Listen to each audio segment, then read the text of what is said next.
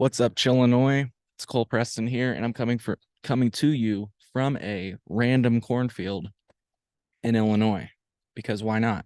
Hey, thanks for tuning into this exciting episode of the Chillinois podcast. We'll be joined by a very exciting guest soon. Really quick, I just wanted to give you a heads up. If you look at our podcasts, the most recent episodes that have been released, you'll notice that, for example, we just did episode number 294 with the Illinois Hemp Growers Association. Then we did 295 with Charles Wu. And then our episode release schedule skips to episode 297, 298, 302, and I believe today's episode is 303. The reason you see that jumping around is because we released most episodes first and foremost on our Patreon page. That's at patreon.com/Chillinois. This episode is direct to consumer. That's why you're listening to it now.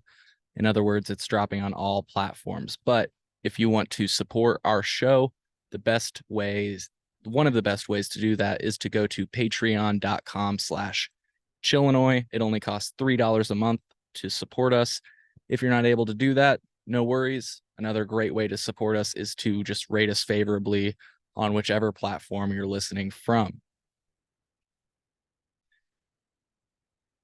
Speaking of the Illinois Hemp Growers Association, back with me today is Chris Berry. Chris, thank you for coming back onto the show. Go ahead and reintroduce yourself to folks that may have missed your last episode or may not know you.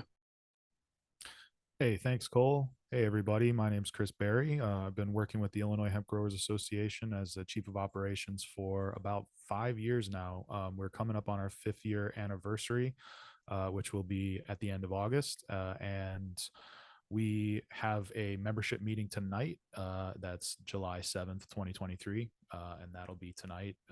So please join us if you can. And yeah, we've as the Illinois Hemp Growers Association, we've been focused solely on industrial hemp, but we do dabble with the cannabis recreational and medical side as well, sort of out of necessity. And so we've got a very broad awareness of the issues, not only with agriculture and with the Department of Agriculture, but also just consumer issues and Illinois Department of Public Health and farmers markets, cottage food, infusing, extracting, all of those great things. We get involved with all of that stuff, and I'm happy to be here today. So thank you again, Cole. Yeah, thank you. And really quick before we get into it, where can our listeners find you and support you online? Oh, and you can find us at illinoishga.com. Perfect. Well, I think a shameless plug for our last episode together. I believe I said it was episode 294. Yep. Episode 294. Definitely check it out because it includes a lot of events that you guys have coming up. Rachel joined us and told us a lot about a lot of the things you have coming up. But we also had a really deep conversation, almost a recap, I believe, if I'm thinking of the timing correctly. I think it was the day after or a few days after session had ended. So you were able to kind of give us a recap of what had transpired. For folks that hadn't checked out that episode, can you maybe give us just a high level and maybe that'll get us into our conversation today? Sure, yeah. So at the end of May, there was a lot of last minute jockeying for regulation on primarily the focus was Delta 8. And so not Delta 8 THCO, just regular old Delta 8 THC. And um, in the end, this was sort of shoehorned into a cannabis omnibus legislation, which is 99.9% or even 100% concerned up until this point with strictly only the recreational and medical markets and everything that goes along with those. No mention of industrial hemp was ever included in these in this legal language that goes into these bills, other than to just make a very clear distinction between cannabis and hemp. And same thing on the hemp side. The industrial hemp regulations typically do not mention cannabis whatsoever, except to say that industrial hemp is not cannabis. I just want to make that very, very clear. So in this case, we started to see this sort of crossover, and I think there's a number of reasons why we're seeing that crossover. I think some of the discussions we had in the last episode were um, that you have cannabis producers and dispensaries, et cetera, worried about their market share and having industrial hemp operators and retailers taking a piece of that market share. And then you have sort of public safety concerns over whether or not these Delta 8 products are properly tested and labeled, just the same way that you would test and label your cannabis products for medical or recreational. And just in general, safety concerns over whether or not the process of creating Delta 8 is, something that we should be pursuing as a society and who is interested in consuming cannabinoids due to the way that it's produced. And so we have, with all of this sort of complicated weaving of issues converging on this specific cannabinoid, which there are many more that you can get into with very similar issues, but this seems to be the one that when you talk about this issue, everyone goes, "Oh yeah, Delta 8." So we'll continue to refer to it that way. So we have all these people from both sides and legislators and journalists and media people, everyone sort of converging on this Delta 8 issue. And doing the best they can to sort it out and create a solution that everyone can live with. And that's sort of what we're in the middle of right now. And that's, I think, what we're going to be discussing is, let's talk about perspectives. Let's talk about the cannabis industry perspective. Let's talk about the hemp industry perspective. Let's have some comparisons to other products that are out there and other markets that are out there. Let's talk about the legal perspective, the legislative perspective, and just in general the politics surrounding the issue. And then let's talk about what IHGA wants to see happen, or what we would like to think that is the best middle path solution that is a compromise and not ideal, but that people can get behind, and see where it goes. As the IHGA, we like to influence. We attempt to lobby and persuade legislators to see things our way, but ultimately it comes down to what they're going to do, what they think is best for their constituencies, right?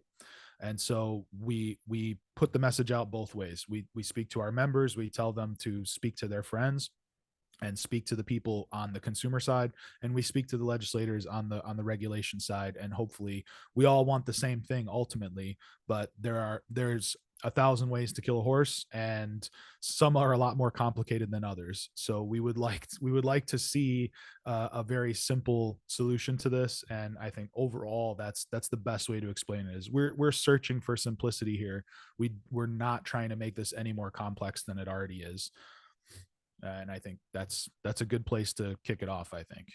Yeah, yeah, and as far as simplicity goes, if I recall correctly, the idea keeping it simple would be to simply raise the purchase age for these products to 21, even though, there's nuance to that. If you're looking for the nuance that I'm referring to, check out episode 294.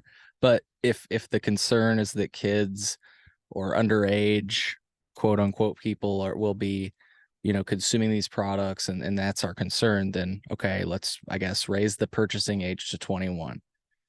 Let's implement testing and labeling regulations. And I think that's what we had decided. That's the simple approach last time. Would you agree, that three-tiered approach? I think so, yeah. And one of the things I wanted to mention, and I had an interview recently with WCBU out of Peoria, the public radio station, and we kind of got into this specifically about age verification, and for inhalable products, I totally agree. I think anything that you're going to smoke or inhale, that's current state law, right? if it's tobacco or anything. If you're burning it, combusting it, inhaling it, vaporizing it, whatever, it's state law. What I got into was uh, for infused for ingestible products, for things that are taken orally. Uh, should there be age verification for this?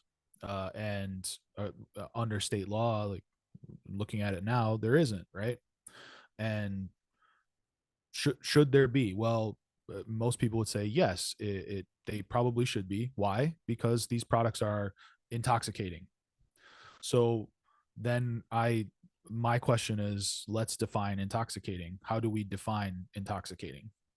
How do we define whether or not this product impairs your ability to operate machinery or drive a car? And in that case, there is no clear definition, right? So I think, well, and I think I said the same thing in that interview was, the road to hell is paved with good intentions. So if we are based on no concrete, other than anecdotal evidence saying, well, Delta 8 makes me feel like, some people will say it's weed light or Delta 9 light, that you do get a buzz or a euphoric feeling from consuming Delta 8. Well, how do we specifically measure that Delta 8 impairs your ability to operate machinery, which, which for all intents and purposes is considered you're intoxicated now, right? And so there really is no clear way to even say that Delta 9 is impairs your ability to operate machinery, right? There's no clear studies that have been done, to my knowledge. I'm not a research scientist, maybe there are, but this has always been a big debate on the Delta 9 side. Is, well, you can't breathalyze someone for being high, right? So how can you say Right. that they're high? Well, they smell like it, they look like it, they kind of act like it, but there's no measurable sort of limit as to, like with blood alcohol content. It's very clear, and there's a very clear legal limit. With this, we're getting into a very difficult gray area, right? So even if you do age verification, uh how can you determine if someone's acutely intoxicated on Delta 8 versus Delta 9 or other, Or and any an other attempt to cannabinoid they enforce come up that? with. Yeah, an attempt to enforce that. So with age verification, going back to the beginning, with age verification, I think ingestible products, like, there's a good argument there to say that you shouldn't have to verify for age. If you want to do that, then you need to change the law, at instead of specifically legislating around Delta 8, you need to change that law for all hemp derived cannabinoids. So if you want to go down that path, that's, all right, fine, we can compromise there. But then, going back to our other conversation that we had in the last episode, um, let's talk about other products that are widely available to children that could be considered intoxicating or mood altering in some way. And the example that I brought up was energy drinks, which I think is a great one. But there's plenty of stuff that you can purchase at a gas station that will significantly alter your ability to operate machinery. And a kid can go in and purchase an excessive amount of any of this, especially caffeine, and proceed to take a lethal dose if they wanted to, and there's no age verification there stopping them from doing that. And so I think there's an argument to be made for a, a, a a legislative change in that direction for age verification for ingestible hemp derived cannabinoids. I think some people would say, that's difficult. That's difficult because we want to be able to give CBD and other, what we would consider non-intoxicating cannabinoids to children who need them for seizures or acute Right. condition or chronic conditions. And they should have access to that. And so we're starting to get into this whole access to medicine thing, and we're talking about a very specific niche of the hemp industry here, and sort of that's what the cannabis industry has been focused on exclusively. And so this is where we rely on some of that knowledge and expertise from the cannabis industry to come to the hemp side and give us a solution. But from what we've seen so far, is most of what's coming over from the cannabis side is increased complexity, increased taxes, increased licensing and fines and potential penalties, and just and again a weaving of the two industries into a single bit of legislation, which I think should be avoided at all costs. So we don't want to mix the two together. I think the clear distinction between the two has been very, very helpful for the industrial hemp side. And I don't think, I, even if there are proponents of this on the cannabis side, I don't think it would be good to start including hemp things with your cannabis things when it comes to legal language. Yeah, and this is why I brought you back on. Credit to Illinois News Joint. They wrote an article on June 14th that idea that you just brought up. And I do have another idea that actually it really bloomed that we kind of talked about in the last podcast that really has, but I'll get to that. I wrote it down so that we'll return. But just on this topic of Delta 8 specifically, Illinois News Joint had a headline: Illinois lawmakers call for Delta 8 and hemp regulations. Jason Brown wrote this article.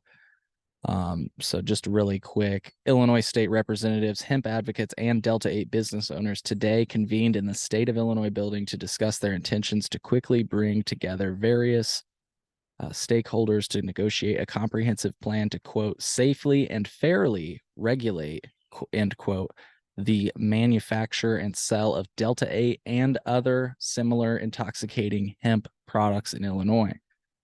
After the 10:30 a.m. meeting, Illinois State Representatives Lakeisha Collins, LaShawn Ford, and Cyril Nichols, I'm sorry, representatives, if I butchered your names, announced they will invite fellow lawmakers, impacted businesses, advocates, and other stakeholders to come together to develop a comprehensive plan for safe regulation of Delta 8 and other similar intoxicating hemp products in Illinois.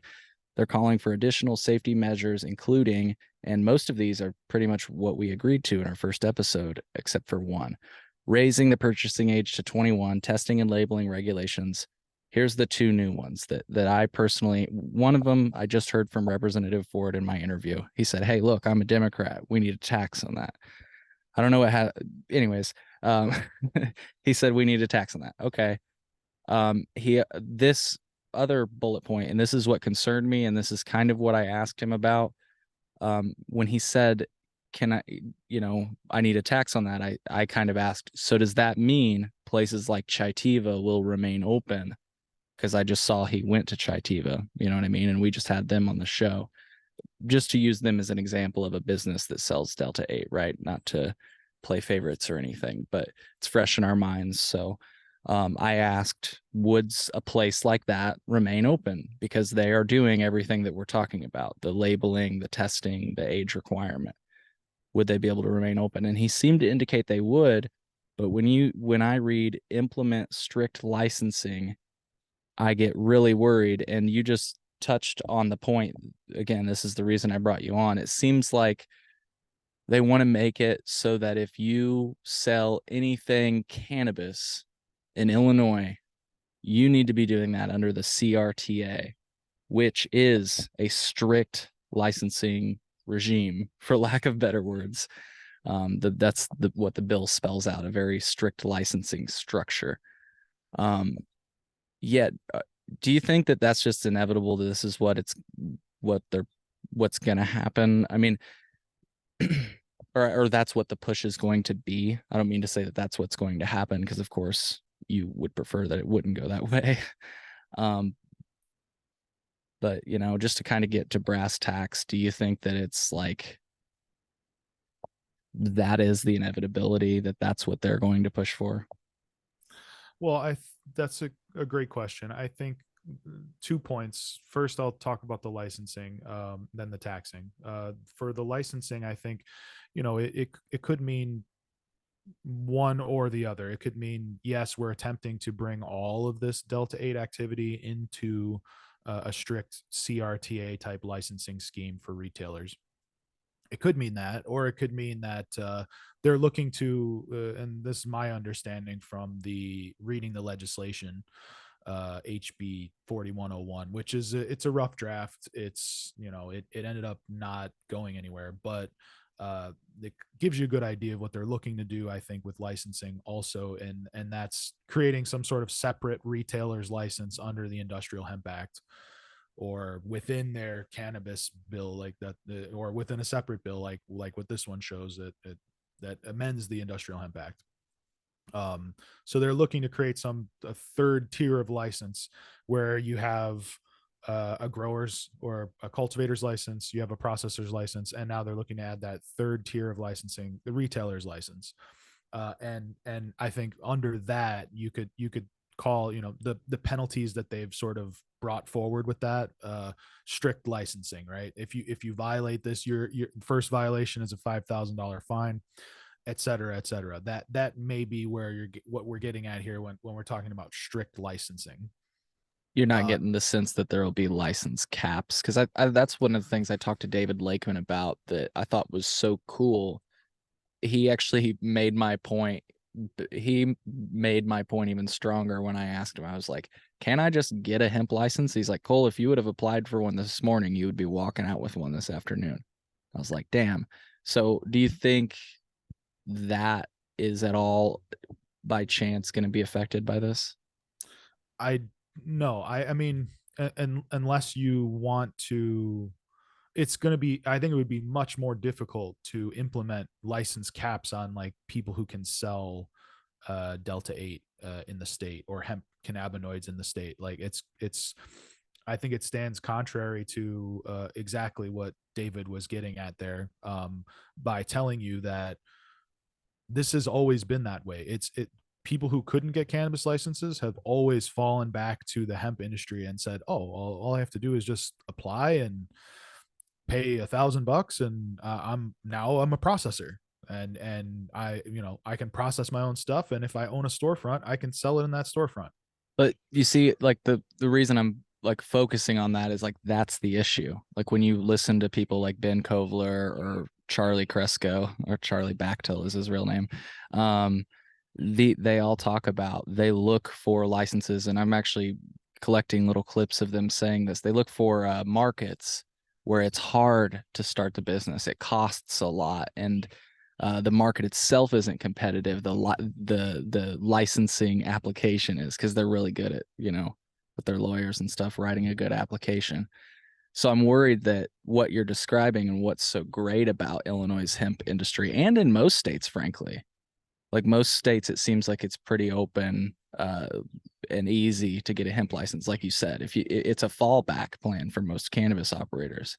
But I'm worried that in Illinois, the state of limited licensing and the home of multi-state operators, that what you're describing that is so great about the hemp industry, and maybe I'm just slippery slope Cole here, but like I feel like that's their problem. You know what I mean? Again, it's market share. And if anybody can get a license, if I can just apply this morning and walk out with one that this afternoon, that's a problem, because innovation could happen. I I think, getting into that, I think 99% of people who look at this would say there's no way you can put a cap on these licenses. You will kill the cultivation and processing side if you do that. If you limit the number of retail locations, then you're limiting the throughput that is in demand. Like basically, if you isolate the retailers, then whoever the retailers choose to buy from, that will be the only game in town. Right. And it And will it would significantly contract the entire industry. And I think, like I said, 99% of people would be strongly against that, and I don't think there's any reason for that. And we would be the only state that would even attempt something like that. To be attempting that, we would be the only state that, to my knowledge, that would even uh, be trialing something like that. I think every other state is the same way. It's wide open. It's market forces. It's commodities. It's every man for himself. Figure out where your profit is, and how to make that profit. We're not going to help you, but all we're going to do is just say, here's your license, get to work, and that's it. Yeah. And I like, and I feel hopeful. I will say, just to be a little bit positive for a moment, I do feel hopeful after talking to Representative Ford and reading a quote that I read in that article where he says, like, it seems like he, unless he's leading us astray, it seems like he's got his head straight on this one with regard to this quote and this attitude he seems to have, which is, quote, if we ban it the way cannabis was banned, then we're going to have a new crop of people that's going to be entered into our criminal justice system. And so that's end quote. Uh, Ford argued that banning it while trying to decriminalize cannabis and reform the industry would be hypocritical. And one thing that he said on my show that I thought was very powerful was like, it's already out there. Haven't we learned the lesson that like regulation above board is the way to do these things? Like you can't just make it illegal and do a ban. Like just to address one of the points he brought up where some people are like, the way this is concocted and blah blah blah. It's like, okay, wherever you stand on Delta 8 or these products, like just choose not to consume them. If you feel weird about how they are produced, share that information with people, whatever. But I guess the question I ask you is, have you not learned the lesson of prohibition? Right. I'm talking to the listener right now that may feel that way.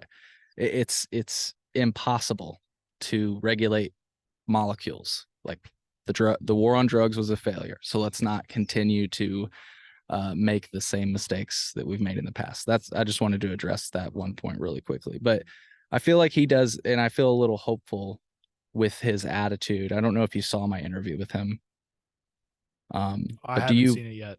okay, do you have the same hope though? Like were you included in some of these meetings that were referred to in the Illinois News Joint article that I just read? Do you feel hopeful that your concerns are heard? I worry that other voices are louder. You know, Oh, I mean, with Ford specifically, we have not had any like personal interaction with Rep Ford. I do think that it's good to see that there's an open minded approach there, and that there's a collaborative approach.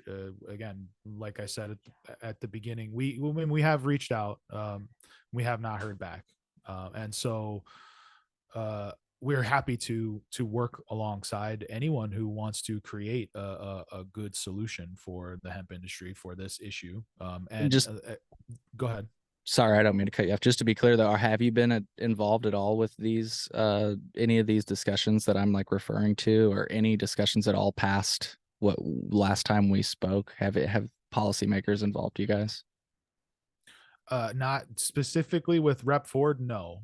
We are working with a couple of reps, which are seem to be more interested in engaging with us specifically. We have submitted a couple of bills, or just really one draft bill that's just a very simple, um, looking to introduce that. And we we're definitely working on getting into more of the discussion as the veto session approaches. Right, we want to be in a good position to make sure that our position is well known. And our interview with WCBU earlier this week is part of that effort as well. And again, this membership meeting that we're having tonight, again, part of that effort. Um, During this time, it's difficult to get in front of people when, like you said, when other voices are potentially being louder. I think it, if you can be loud and you can be heard, or you can uh, oh, I guess there are many famous one liners about opening your mouth and removing all doubt. But what what I I think we need to let more voices be heard than just ours. Like as the IHGA, we represent a core group that is not very large. It's maybe 100 plus members and 20 or so businesses that we all sort of we're a loose collection. We're a confederacy. We're not a single unit with a single voice. We do the best we can to represent what we think is the best way to represent all of that. But if other people have strong opinions, they should definitely be in the arena. We do not want to monopolize the discussion. However, um, if you want to have that 5+ years experience as a sounding board, as a group that can understand what you're saying and make good contributions and um, contribute to the discussion, we're always here. The IHJ is always here. So anyone who wants to reach out, if Rep Ford wants to reach out, we have oh, what was her name? What I'm gonna ask Rachel. Hold on. What was that rep's name? The one that we sent the bill to. Oh, Laddish. Yeah, Rep Laddish is the last name. That's the Okay. one we sent the bill to. And then that's in the House side, and then on the Senate side, it was Stoller. Okay. We didn't send it to Stoller, but we did have a conversation with Stoller about this whole thing. And then we have our local, or our actual like district rep that for the district we live in, Ryan Price is his name. Spain, not Price. Ryan Spain. We have Ryan Spain, who's part of like the JCAR committee, and we've been sort of going back and forth with him, seeing what he has to say about it, letting him know what we're hearing, based on these discussions that we're referencing, that have been ongoing, mostly with, businesses, cannabinoid businesses out of Chicago and the reps surrounding Chicago and the Chicagoland area.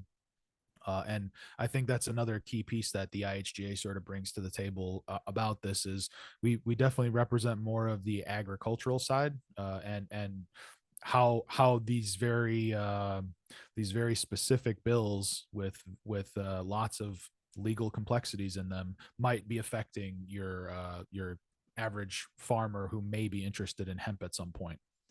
And I think that definitely has always been a good or a large part of the focus of this industrial hemp regulatory scheme that we have going on. Is It's always been sort of farmer focused, and we're right there, trying to represent the best interests of this whole collective. Like we sit in a very interesting intersection between cannabinoid producers and purveyors in urban areas, and then farmers with 1,000 acres who potentially might want to plant out 100 to industrial hemp fiber this year, and for us all to work under the same rules. Right now we've got a good balance, and that kind of leads me to what I was going to say about going back to what Rep Ford was saying about taxing, right? To loop all the way back to that article, when he was talking about taxing, uh, for him to say, "Well, I'm a Democrat, we need to have taxes." Uh, I think that just kind of shows like your lack of experience with the issue, and your lack of understanding of the current industrial hemp regulations, because if in that act they created the Industrial Hemp Regulatory Fund. That fund is specifically created for the purpose of administration and enforcement. So if you want to increase the fees for an application or for the licensing process for a license, because it's $100 fee for the application and it's a $375 1 year fee for the actual license, and that's the lowest cost you can get in at. That would be as a grower or cultivator. It would cost you $475 out of pocket. That's it. You're done dealing with the Department of Agriculture once you're approved and you have paid that money. Now the only thing you have to do after that is just get a pre-harvest compliance test, and you're done. That's out of pocket expenses for administration slash enforcement. You're well under $1,000 by the end of the season. And if you want to increase that number, and say, well, this is why we need to increase it. We're creating a task force that will go around and go randomly do spot checks in businesses to say, do you have a COA for this Delta 8 product? Who's the manufacturer? Where's the QR code, etc. If you are going to create an enforcement body to do that, well, great. The Industrial Hemp Regulatory Fund already exists for you to use for the purposes of administration and enforcement of the Industrial Hemp Act. So if you want to increase that, please offer a justification for that. I would hate to see a tax increase with no, taxation without representation. Essentially, is what I'm getting at here, right? You want to throw a tax on it. What do we get out of this? What are we getting out of this? I think you're on mute, Cole. Oh, I was just saying, right. Okay. I was just agreeing with you. I was saying, preach, brother. Yeah. Continue. I didn't mean to cut you off. Oh yeah, yeah. So anyway, that's where I would like to, at any point, anybody who shares that opinion with Rep Ford, please reach out. Let's talk about the inner workings of the Industrial Hemp Act and how it's very simple but very effective. And I think that's the way we go forward with the hemp industry. Is we can't get into this 600 or 1,000 page cannabis legislation territory. We need to keep it simple, need to keep it farmer focused. If you want to start regulating the retail side of things, we can get into that, but obviously let's not create any special carve outs for this.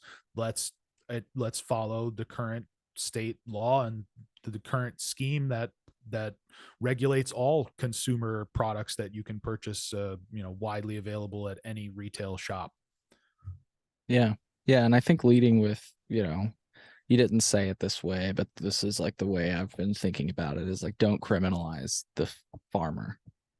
Like I'm standing in the middle of a field right now. Like if I told this dude like whatever he's growing, which is like, corn, beans, whatever, like it just wouldn't stand for it, right? Like you can't do this anymore. Like get the hell out of here, bro. My family has been doing it for years. So again, not to get too long-winded about it, I think the way that you're approaching this is just solid. It's like we are agriculture this agricultural state, that pats themselves on the back about how great our soil is and how great we are at growing crops. Meanwhile, we're like tiptoeing around criminalizing a crop that grows here naturally, dude. Like growing up, there was this road, and I'm sure there's one in every community, but we called it the Green Mile because hemp still grows there to this day from back in the day when, the hemp for victory days. I'm sure, again, there's one in every town. I doubt my town was the only one with a road named the Green Mile, but just for folks, I had said this was episode 303 earlier, possibly. No, episode 303 is with LaShawn Ford. So if you want to hear that right now, at least June 7th, that's available exclusively on our Patreon page, patreon.com/Chillinois. I also asked Representative Bob Morgan about this subject.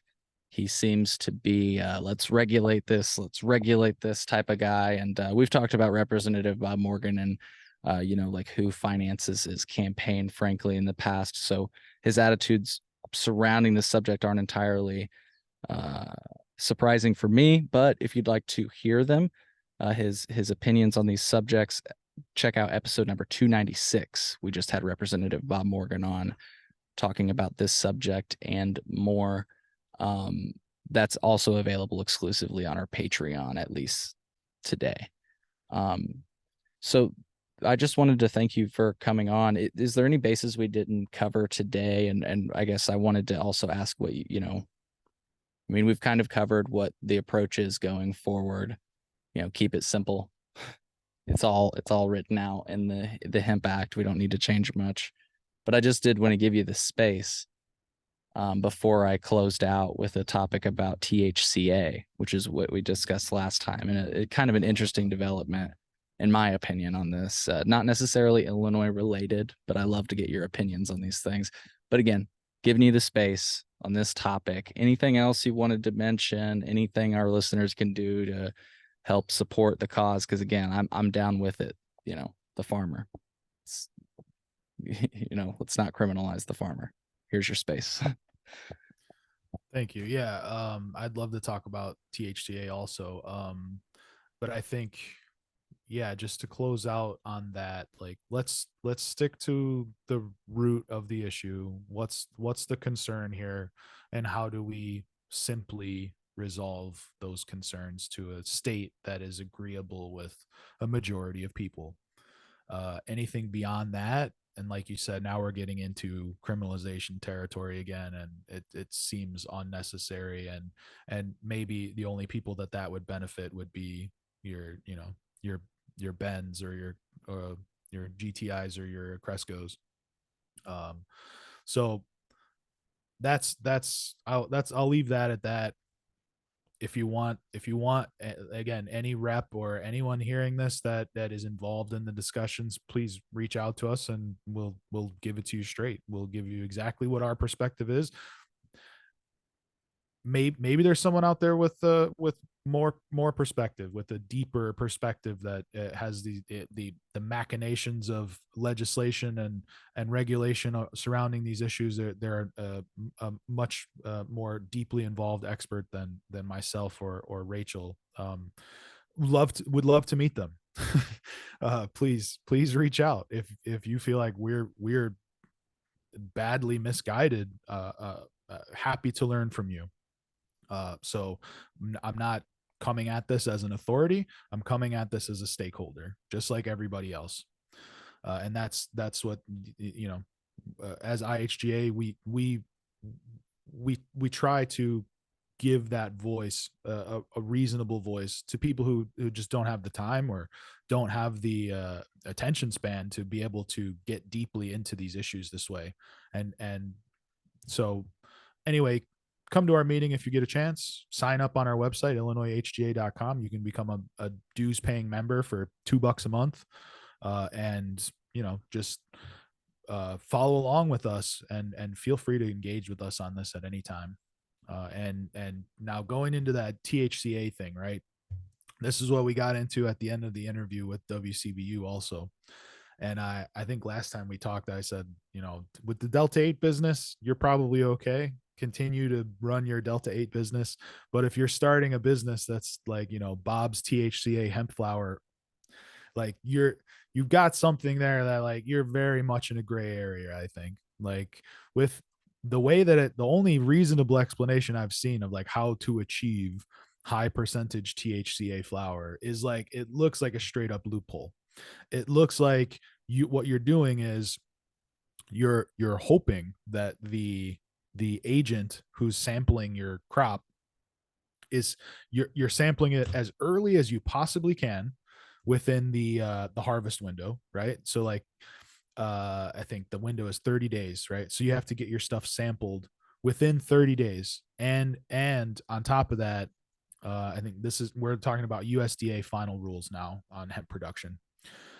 When that date, like if you schedule a harvest date for October 30th, you have to have your stuff tested no sooner than the last day of September. But you can also vary within 5 days, I think is what it says. If your harvest date goes 5 days beyond what you told them you would have, then you have to do another sampling. So this depends on nailing that 35-day window. You are stretching it to the absolute last day. You're having someone come in 35 days before you harvest and hopefully testing the most anemic and poor looking plants that you have and getting a favorable compliance test at that, hoping that the plants, we're talking about 5 weeks of flowering, right? So if you come in and test my plants on week 5 and I let them flower till week 10, there's going to be a big difference in THCA content between those two tests, right? So if I'm a farmer and I'm growing THCA flower, I'm saying this is compliant hemp and I'm testing at week 5, you probably are. You're probably compliant. Your total THCA in that plant is probably compliant. 5 weeks later, after you've flowered to week 10 and now you've done like the perfect cure and dry and everything's all nice and in the jar, now your THCA, your total THC could be 15, 20%. And technically that's legally compliant hemp. Now, when you take that same product out of the jar and run a COA on it, it's obviously going to test like super, super hot.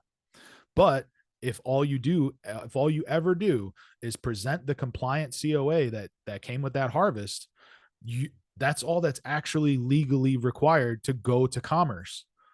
So like that's why I'm saying it's a gray area. It's a loophole, because if you test that product off the shelf, there's no difference between the THCA flower and just straight up recreational cannabis or medical cannabis. It's Right. the same ratios you find in recreational or medical cannabis. It's very low on the delta 8 or delta 9, very low on the delta 9, and then very high in the THCA. Yeah, and that's what I thought. If you see me shuffling around over here, by the way, it's because I looked down and literally like three ticks had started to embed themselves in my legs. Must be that time of year, so I'm kind of freaking out a little bit. But anyways, the powerful case. This is Chillinois in nature. The most powerful case I felt that you just ended on, and that my friend Philip made in our last conversation, was that most of the flower that can be found within dispensaries could hypothetically be sold as THCA flower, which is crazy that they are putting up a huge, stink about Delta 8 and kind of, under the guise of wanting to control it. Meanwhile, a lot of companies are practicing it. And the thing that I was alluding to that I thought was interesting, the most recent development that I saw was Cookies, a company, known in the legal cannabis space, is leaning into. I'm looking at their website right now. You can purchase THCA flower, pre-rolls, vapes, and concentrates, chocolates, hard candies, gummies, all this stuff online. The age verification is just clicking, yes, I'm 21. Maybe there's something else. I don't want to say that, because some vape stores and online retailers have something where you upload your ID. Maybe there's something else. But you can buy flour here. I'm showing you folks, you can buy flour. Now, interestingly, it only, and I think I figured this out. It's only available for shipping in, I think, 13 states, or this number of states. You can see Alabama through Wyoming. Notably, Illinois is not on that list. I think I figured it out just through conversations with other folks. The states you don't find this in are states that Cookies is active in, right? So they're not trying to compete with their own flower that's in the dispensary. So it's interesting. They kind of are structuring it to avoid, like, oh shit, we don't want to fuck with our own market share in those states.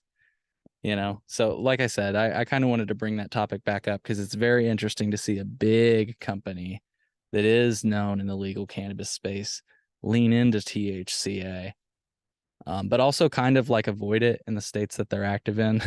um, I don't know. I just wanted to give you the space for your comment or thoughts, if any, on that. Um, Yeah, first one that comes to mind. I mean, I think it's perfect illustration or a perfect example of the creativity and ingenuity of this industry. Eh, and this goes for many industries, not just this one. I think this is all cutting edge industries, right? The pace, and the FDA is actually quoted as saying this, the pace of the development of the cannabinoid product market is so fast that there's no hope for legislators or regulations to keep up with it. And that's where we're at. So again, let's talk about the root concerns, the root safety issues, if any. Let's get to those. Let's address those in the simplest way possible, and let's not try to throttle what's happening here. Like, there's no going back. The Like you said, the war on drugs is not the answer. To treat this in the same way is not the answer.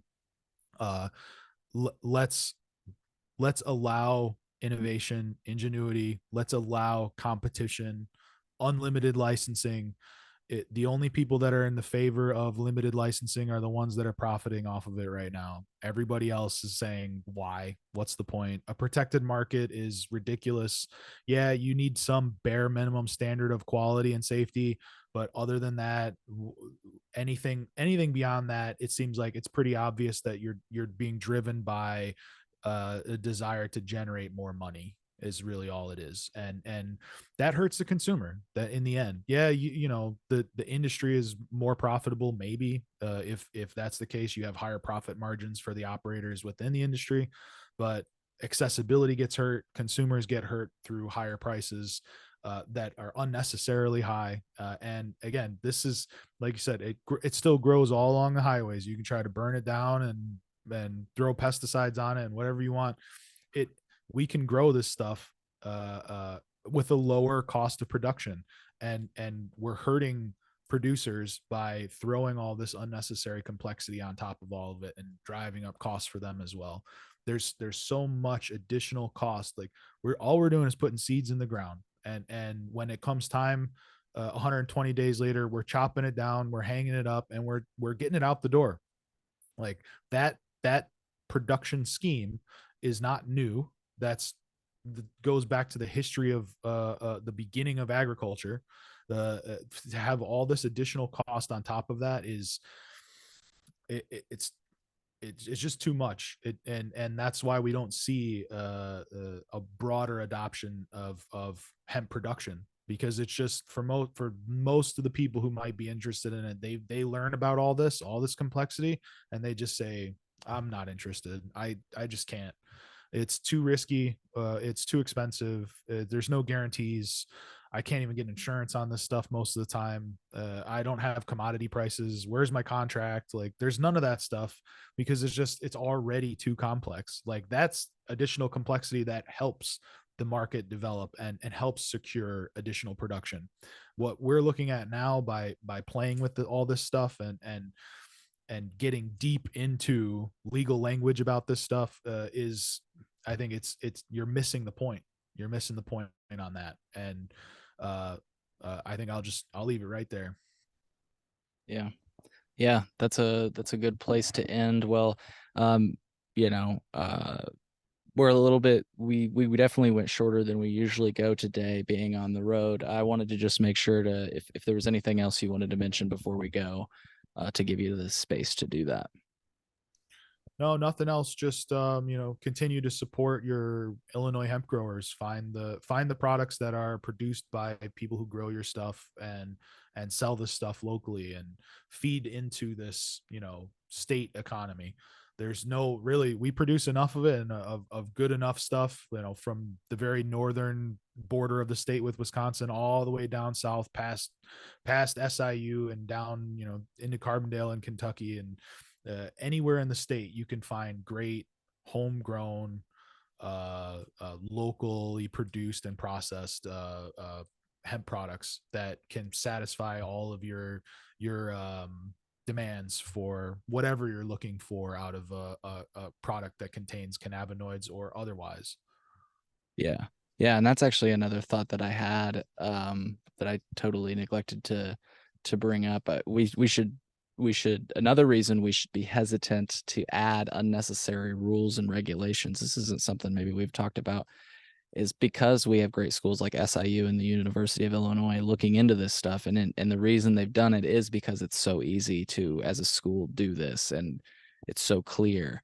As a state, let's keep it clear. Let's keep it simple. Let's allow the research to happen. Like, what better way to learn about these things than to allow our great universities to continue to study them uninhibited? Again, I just feel like that's a piece that I just thought of. You brought up SIU, and I thought about their Cannabis Science Center and how, they're kind of thriving because of the looseness. And I don't mean to say looseness, but frankly, the ease of access to the hemp, to what you need to do to grow hemp. Sorry, I'm being long-winded. Well, Chris, I always enjoy my time with you. I want to thank you again for joining us, and we'll definitely talk here in the future. Keep me posted on any developments. If there's something you want to come on to talk about before I reach out to you, don't hesitate to reach out. So, Perfect. Yeah, thank you very much.